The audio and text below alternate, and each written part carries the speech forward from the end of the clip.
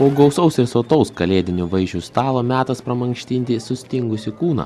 Apmigusi Vilnių širino jau 33-asis tradicinis kalėdų senelių bėgimas. Šventinėme maratone su daugiau nei 300 kalėdų senelių panoro varžytis net 500 bėgimo entuziastų, svarbiausia įvairaus amžiaus.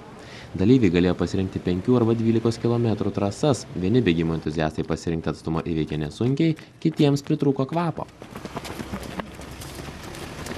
Sunku, smagu, nesunku. Labai sudėtinga. Tai ties kuria vieta jau sustojot? Nu jau